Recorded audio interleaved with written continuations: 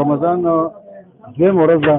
د افطارۍ نه مخکې وخت چولو اخیستلو لپاره راغلي او ډېر رش چول دی او دلته کې د کلي او د دې چې کوم مشهوره چوله ده ذایقه ده د هغې لپاره راغلي تاسو به ښیو تاسو زموږ سره اوسئ دا د دیر بازار کې د حاجي محمد امین دکان ته مخامخ بالکل سنټر دی چوله سنټر دا راته ووایه چې یابه چې څه حالت دی څه کله دویمه روژه ده څه حالت دی په ستا دا کې څه تبدیلي راغله که نه جان صاحب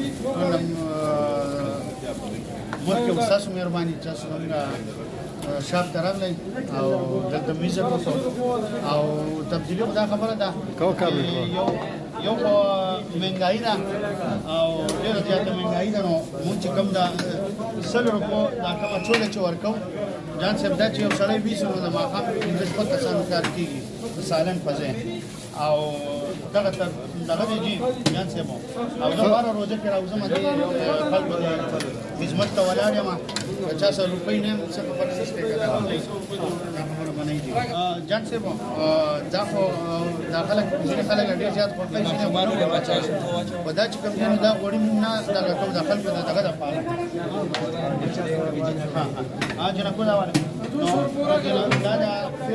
غوړو نه دی غوړو د غوړو نه مونږ استناب کړل دي چې اوریجنل تیل او کسان تیل تاسو په شاته راشئ زما شاپ سره کوکینګ سنټر ته هلته ویزه کوته هغه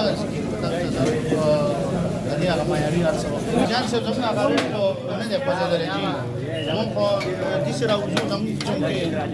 کار ډېر دی موږ وایو چې د هر سړي ته ورسي او یو سړي ته فایده ورسي څه خبره نشته جي موږ ریټ ورکړل څه قانون صحیح دی جي چې خلک سپور فری نو غوړي خو سم خشاله ده کاغذ تیل له غوړي نو ایله بل واچو دا کې یو 100 ملي ولا ورکوم صدا نشته بغیر وکنه او دغه شانتي لکه دا اوس ګوره تا ته یو ګاکو چې مال بغیر روغن راکا کنه دې ده جی دا ورکړي بغیر روغن به چغواړي ډېر کسان ځان سم دا موږ تقریبا